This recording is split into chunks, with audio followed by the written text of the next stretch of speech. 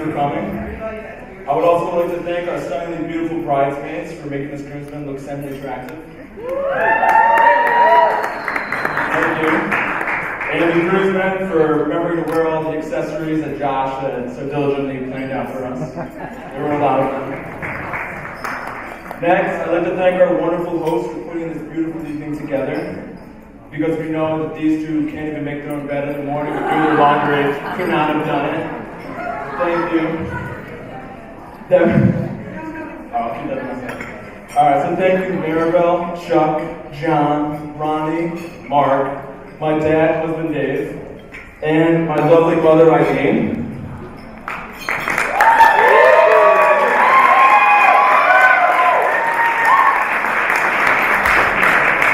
Where is my mom sitting actually?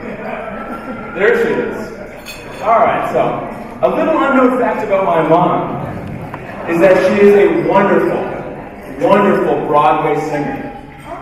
It's a little unknown fact about her. And if you come over our house and you time it just right, you may hear her singing songs from Les Mis, Miss Saigon, Phantom of the Opera, Dr. Jekyll and Mr. Hyde. Or, if you time it just right, you may find her singing one of her very own creations. Creations such as Joshy Pump, Mommy Loves, Daddy Loves, Everybody Loves Joshy Pump. Or in a very high-pitched voice, Joshy Pumpkin Mommy Loves You. Or my favorite song of all time, Joshy, don't be a toad man, come back to your mummy. For those of you who don't know, my middle name is Todd. They called me the Toad Man. But in all seriousness, she does sing a song, I am the best mummy in the land. And she truly is the best mummy in the land.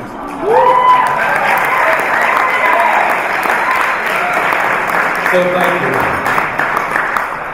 Also, real quick, I also want to give a shout out to both my grandmas, Bobby and Roz. They're both celebrating milestone birthdays this year.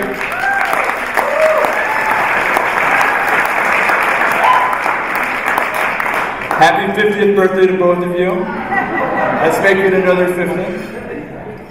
Okay. Joshy Pump. So when Josh first told me about his plan to marry Amanda and then I'd be his best man, I was wicked excited. Obviously, I want what's best for my brother, and who doesn't love Amanda?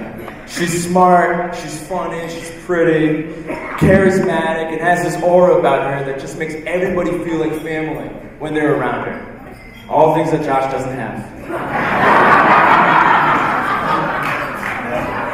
Plus, this guarantees that I'll be able to see Maribel a lot more.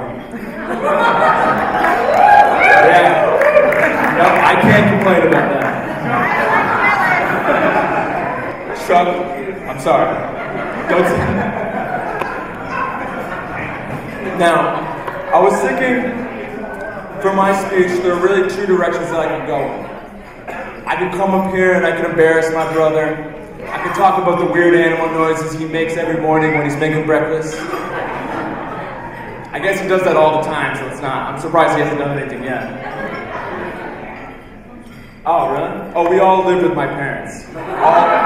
Me, my girlfriend, Josh, Amanda, my parents, my grandma, we're all in one house together. So yes, I am to that, right? So yeah, we know everything about each other.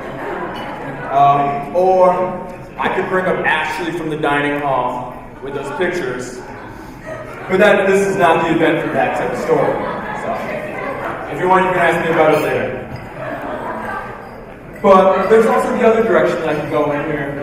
And I can come up here and I can tell you guys how much I love my brother, how much he means to me, how much I've looked up to him my entire life. But I figured Matt was going to do a sappy story and I didn't want to make everyone feel uncomfortable for 2 speeches. So, I decided to go a little bit unorthodox, and if anyone knows me, that makes perfect sense. So when I first met Amanda, it was the summer of 2010 when I was living down in Norwalk. Now she's sitting there saying like, no, we met during the school year. But those were more like the hey, how's it going? how are you? What are you doing this weekend? Why are you still here? Those type of conversations that we would have. But when I was down in Norwalk, it was great because Amanda visited me all the time. I mean, I was an hour away from my home, and all my friends were back at home, so I had nobody. And I asked Josh countless times to come visit, but he never did. But it's okay, I forgave him. He was working full-time at Big Y. And according to Big Y standards, full-time is 24 hours a week. So he would do 6-hour days, and those 3 other days, which happened to be the weekend, he couldn't make it down, but I completely understand. It's okay. So one of the first things that Amanda and I did when we were down in Norwalk was we went over our zodiac signs.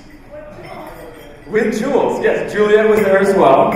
Great times. And I'm not a very spiritual person or religious person, but if anyone knows Amanda and John, whoever he is, you guys know that they are. They're very into religion and very spiritual, but I decided to play along, and I was glad that I did. Because I really learned a lot about myself that day. Such as that I'm helpful, reliable, analytical, and emotionally detached from other people. Which is cool. So what I wanted to do today was go over Josh's zodiac sign and see what we can come from there. So Josh was born on January 13th, and he's a Capricorn. So if you're born between the end of December and January, pick 15, you can probably play along. So, the strengths of the Capricorn are responsible. We'll skip that one. Patient. He's a therapist. He has to be patient. That's good. Ambitious. Wants to open up his own practice. Loyal. Take a look at any of the groomsmen. We've all been great friends for over a decade. Resourceful. Take a look at my dad. Like we said at the beginning, he does everything for them, so you're great at analyzing your resources. So it kind of makes sense for him, I don't know. Now the weaknesses of the Capricorn, they tend to be dictatorial, inhibited, I actually don't know what that means,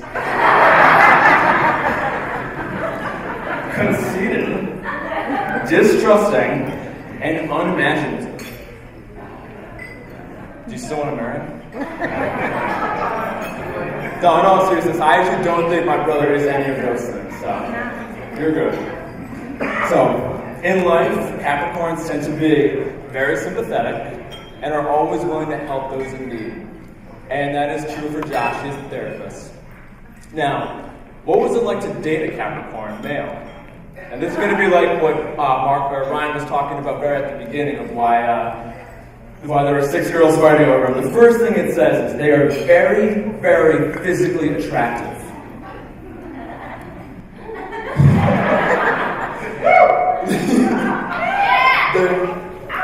They are very passionate lovemakers.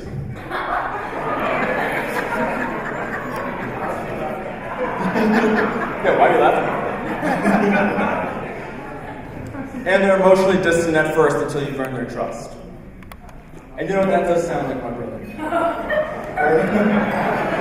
Anyway, and the last thing I wanted to say is that the mascot for a Capricorn is a goat. What's funny about a goat? And the truth is, he looks like Ben Affleck, mixed with the Property Brothers.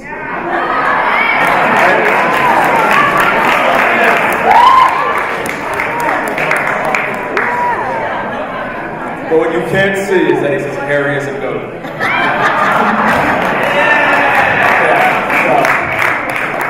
Well, to me, this was very surprising, as virtually really none of this sounded like my brother.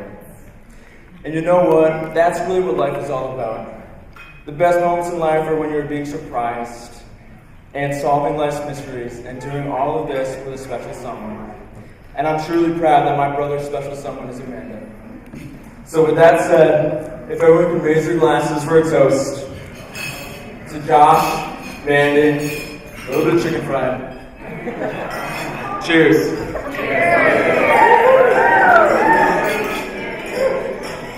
Yeah. Everybody, let's hear it for Kyle.